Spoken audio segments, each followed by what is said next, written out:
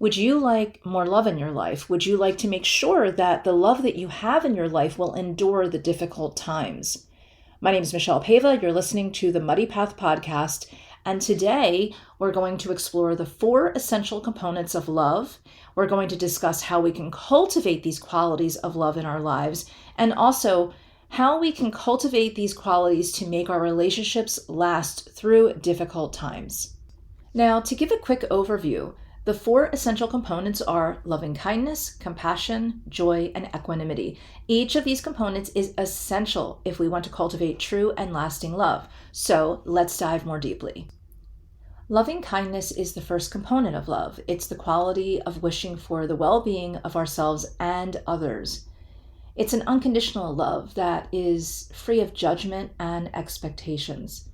To cultivate loving kindness, we must practice self-love and self-care and extend that same love and care to others. It's important to remember that loving kindness is not just about giving love, it's about also receiving love. When we open ourselves up to receiving love, we can fill our hearts with warmth and joy. We can practice loving kindness by performing small acts of kindness for ourselves and others, such as writing a kind note to ourselves or sending a thoughtful gift to a friend. Now, I know if you've had trauma or if you're in a rocky relationship, this might seem really hard to do. And a lot of times if we've had trauma, we might feel like we don't want to open ourselves up to love and kindness. We don't want to focus on self-love or self-care even. We seem to numb ourselves out. So if that happens, it is very hard then to send that to someone else and expect that we're going to feel love and kindness and a deeper relationship. That's why it's so important when you have had trauma or if you're in a relationship that is high conflict, that you cultivate loving kindness towards yourself so that you can experience not only receiving love, but giving love. Compassion is the second component of love. And I realize that if you're in a struggling situation, whether it is a relationship or something that you're trying to cope with, it's going to be hard. I get that. But it is the quality of understanding the suffering of ourselves and others that really is compassion. Compassion is rooted in empathy, and it is an essential quality for creating strong and meaningful relationships, including the relationship with ourselves. To cultivate compassion, we must first practice self-compassion. This means understanding our own suffering and why we are feeling the way we are feeling. We have to extend that same understanding to others, even if we don't want to, and be willing to listen to their struggles and offer whatever support we can. Now, the reason why I'm saying even if we don't want to, because there's going to be times, if you haven't already experienced it, that you are not going to feel very compassionate towards someone that might have hurt you or a certain suffering that you're dealing with.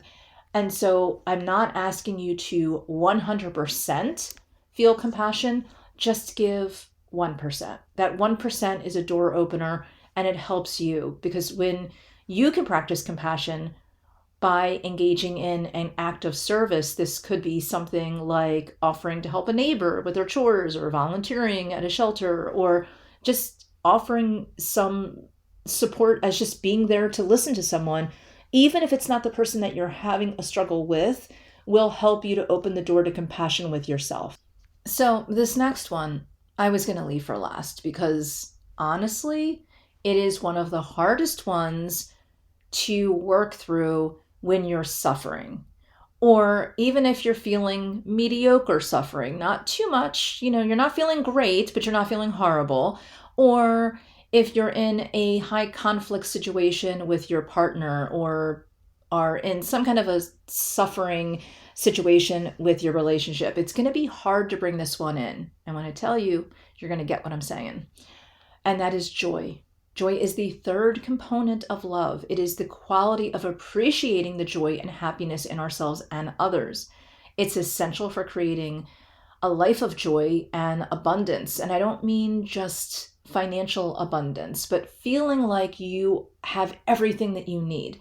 And I get it. When you are in trauma or struggling or heartbreak, you do not feel like you have everything you need. And you definitely don't feel like you are brimming with joy. But we can practice joy by engaging in activities that bring you joy. Now, seems very simplistic, right? So if you enjoy spending time in nature or playing with your pet, then do that. And this is also part of how we heal, because we can practice joy by performing random acts of kindness for others, such as paying for someone's coffee or tea or leaving a positive note for a stranger. But these are just things that we do, and it's an action. So joy is something where it's not just that you're contemplating it and trying to bring some of these acts into your life, but when you're struggling, it is very hard to do because you're feeling the opposite. And the reason why this is so important is as you heal, you're going to need to replace the void where the pain was or the suffering with something else. So if you're not practicing joy and bringing joy into your life, it will be very tough for you to fill those spaces up. And therefore, pain and suffering have that open space to creep back in when you have a little bit lower resilience. So really trying to not force, but challenge yourself to do some of the things that you love, and you don't have to do them at the same extent. So for instance, if you used to hike all of the time, but now you're suffering and you haven't hiked in a while, I'm not going to say, well, then the answer is to go and hike. Maybe you just walk outside. Maybe you just get the mail and you're mindfully walking outside. You're looking at the sky. You're going near a tree. You're at a local park, maybe. It doesn't have to be a hike.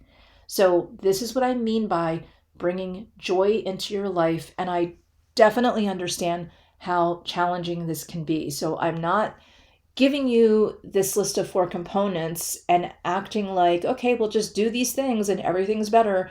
These are challenging. And as much as they might seem simplistic, they're almost so simple that they're tough, right? So I want you to really practice this. Now, the other one is equanimity. I think that this one for some people is challenging, but not always. So equanimity being the 4th component of love that is so essential. This is about accepting things as they are and not getting attached to the outcomes. Some people think of this as settling. It's not settling. It's not saying, okay, things are bad. This is just the way it is. It's more accepting that things change through life and that even with sometimes our best intentions, things don't work out the way we want them to. But sometimes things happen even better than we expected. So equanimity is essential for creating peace and balance in our lives. So to cultivate equanimity, we have to practice mindfulness and be present in the moment. So by being present in the moment, we're not setting up expectations that are too high, and we're also not looking forward and being pessimistic about what could happen. We're just staying in the present moment. And again, if we're cultivating joy, which is the tough one, I think, that is where we can add little crumbs of joy through these moments, and pretty soon we're living a more joyful life filled with love. One of the best ways to practice equanimity is by taking a few moments of stillness each day to simply sit and be with ourselves and our thoughts. I know that's easier said than done, but when you practice it, and that's why it's called a practice, it will be easier for you to take those moments, and pretty soon you'll crave them. So now we're going to talk about how to cultivate these essential elements and components of love and bring them into our relationships, even a relationship that might be struggling or suffering. But first, we're going to have a quick word from a sponsor. Welcome back. We're talking about the components, the essential components of love, and how to apply them to our relationships, even the relationships that might be struggling. So I'm going to give you a series of steps, and I want you just to think about these steps and think about ways that you might want to bring them into your life, okay? So the first step is to practice self-love and self-care. This means that you need to take time for you. You need to engage in activities that bring you joy, that bring you peace. This also means that you are willing to accept yourself as you are and your imperfections. Now, the reason why I'm saying this is because a lot of times, especially in a relationship that's struggling, you tend to look outside of yourself and focus on the problem or fixing the other person or looking at the faults that you have or the other person has. I want you to bring yourself away from that for a moment, because those things are problem solvers at times, but they're also love blockers at times as well. So one sure thing that you can do to help yourself is to focus on yourself.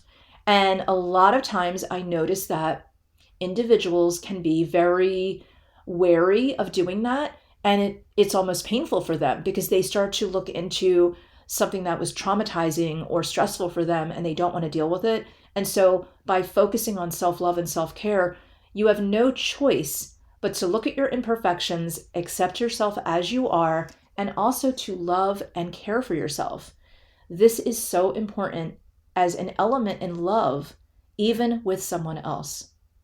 And the second step. The second step is tough because when you're stressed out, it's hard to do this, but I want you to practice mindfulness. So this means being present in the moment and not getting attached to outcomes. So especially if you're in a struggling situation with someone, a suffering that you're feeling because of a relationship that you're in, but it is a relationship that you do want to sustain. It is basically a functional relationship. It's not dysfunctional. It's not harmful to you, but one that is generally healthy, but there's struggles.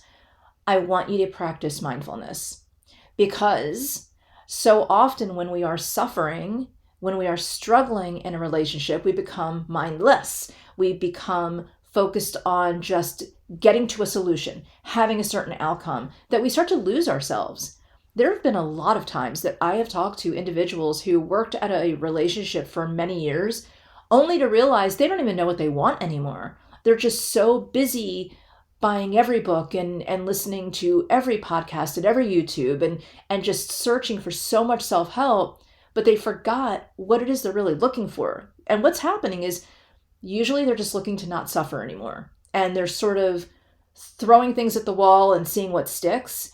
And that's not the way to do it. So being mindful is going to get you clear on what you really want. And when you're clear, you're more aware of your thoughts and your feelings, and you can accept them without judgment. And you can be more accepting of what's happening in the relationship and have a very clear idea on how to get around some of these things without just throwing things to the wall and seeing what sticks. I want to also mention here that it's very hard for people who have an insecure attachment or an anxious attachment, meaning you're worried about the other person leaving you, or you're worried in some way that the other person doesn't love you enough. It's hard to sit still and just be mindful because your reaction that is natural for you in your stress and in your suffering is to reach out and hold on in any way possible. And sometimes people hold on in really interesting ways. It's not always with self-help and love. Sometimes people hold on with being very distant and they want to be chased. And so when you're mindful, a lot of that starts to disintegrate, and then you're left with nothing but yourself and the other person and what's truly important in the relationship. This next one is a biggie, so keep this one on your mind. This is the third step, and this is to practice acts of kindness. Now, this means you need to get rid of the sarcasm, the jokey sarcasm thing that you might be doing that you think is harmless, and maybe everyone in your circle thinks it's harmless and everyone in your circle is doing it. But really what sarcasm is anger laced with a smile. Think of it that way. So acts of kindness would mean that you're speaking in a way that is elevating someone. There's no ill intention. There's no, oh, it's just a joke. None of that's happening. So that alone can be a big deal to even practice. Okay, I get it. Because if you're used to sarcasm, and I had sarcasm in my life quite a bit, it took me a long time. So I get it. I get it personally. I get it professionally. So it's not only the way you speak, but it's also the small acts of kindness for ourselves and others. It could be something as simple as, again, sending a note to a friend or volunteering or just being a good listener. So acts of kindness are not just what you do, but how you say things and what you say. I mean, if you think back to your relationships that you're suffering with, a lot of those suffering relationships, struggling relationships, probably have a component of someone said something that hurt your feelings, maybe more than once. So if you're used to having sarcasm or saying things or low blows, this is a way to sort of, you can't erase the past, but you can start to put kindness band-aids on things so that they can heal. The fourth step is engaging in meaningful conversations. I do not mean, and I'm sorry to yell, but I do not mean relationship talks, and I'm using air quotes here. First of all, let me just tell you, the moment you say to someone, I want to talk about our relationship, they are probably going to get incredibly defensive. But instead, have meaningful conversations. This means having meaningful conversations with our loved ones and be willing to listen to their struggles and to offer support when we can. So that means if someone is talking about their job or something that's happening in their lives that is a struggle, you don't tune them out. You're not doing the dishes or doing something, doing some yard work while they're speaking. You're stopping what you're doing and you're turning around and you're being present. You're being present and you are listening to them. That is meaningful. Meaningless conversations are when you're kind of half listening to them, when you're doing something else at the same time, when you're scrolling on your phone, when you're looking at a show and just kind of turning around and going, oh yeah, that's bad, No, that is not a meaningful conversation.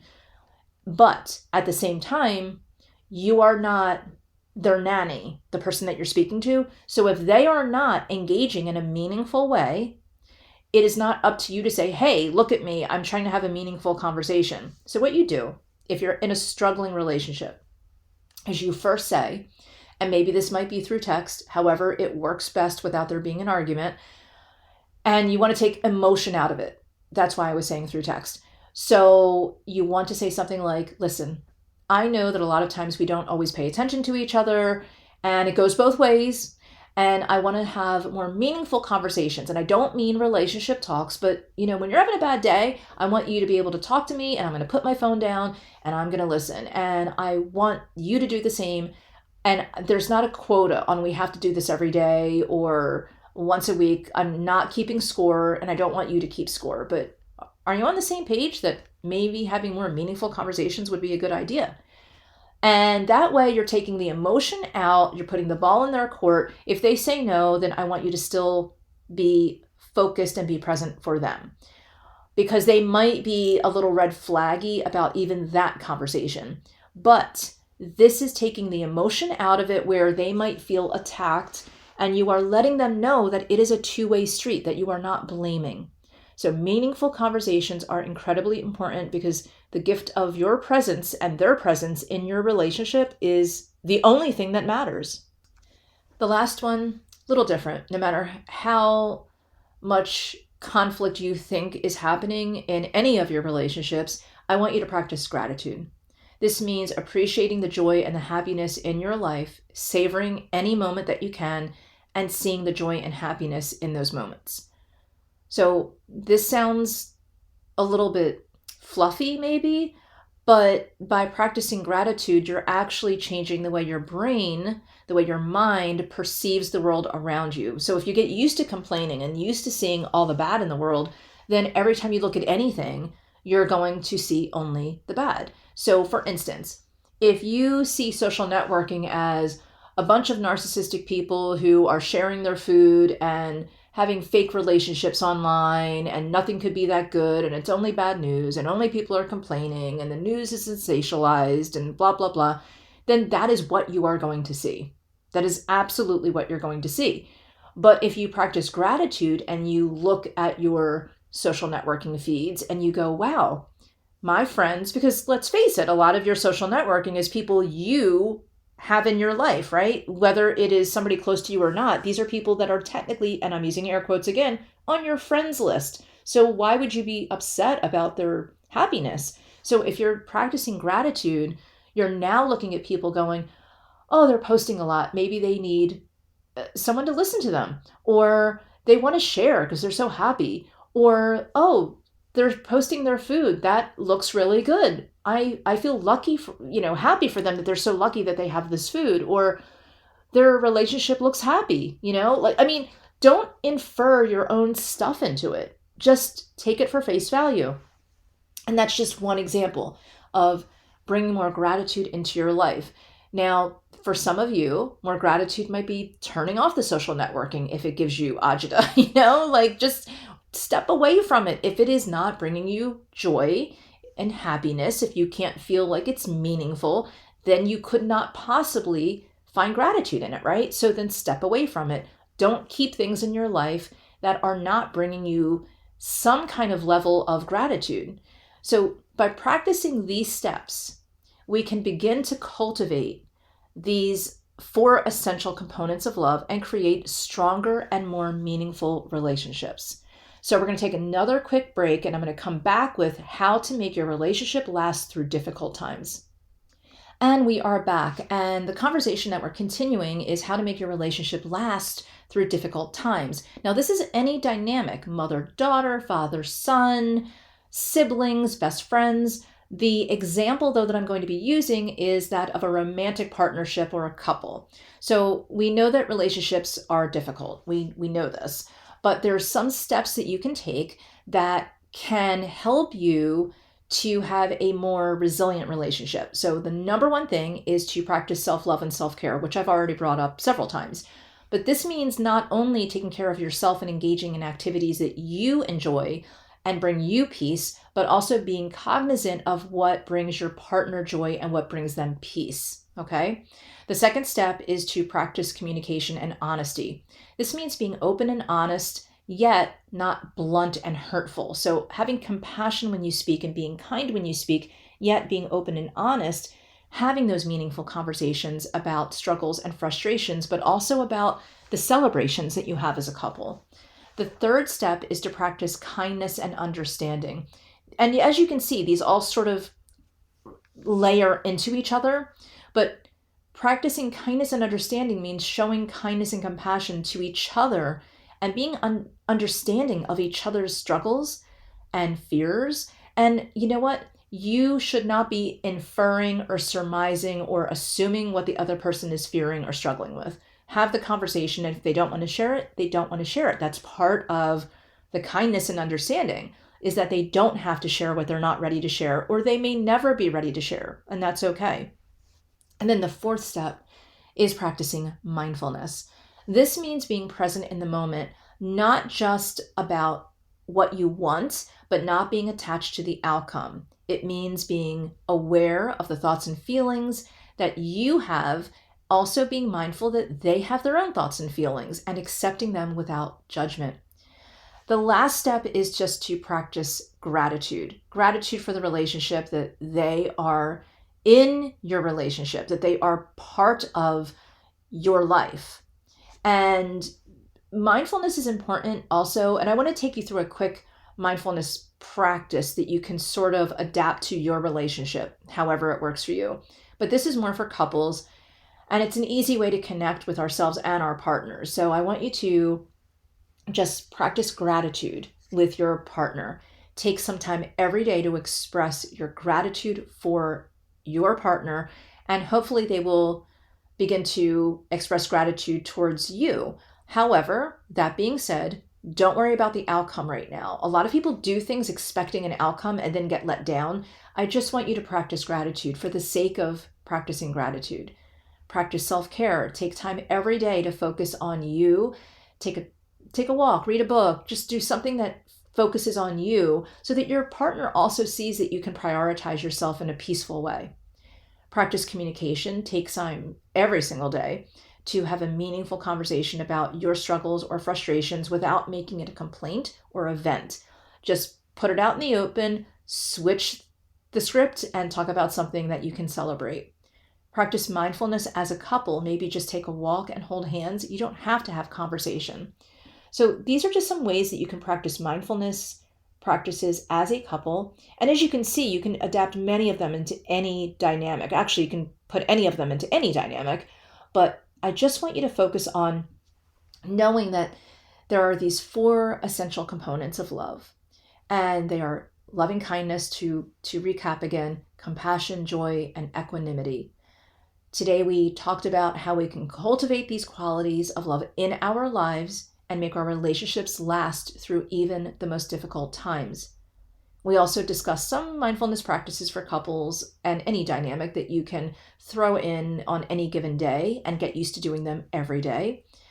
And by cultivating these 4 essential components of love, we can create strong and meaningful relationships. So, if you are looking for more ways to bring love and beauty and peace into your life, go to muddypathpodcast.com, and that's where you will see my free course, and you can sign up for free Zen. You can look over the blog, you can look at past podcasts, and just enjoy being in the moment with me and also connecting. So if this has been helpful to you, please rate it, please download if you want, and also I would love for you to subscribe and follow. Let's stay connected. Thank you for listening to the Muddy Path Podcast.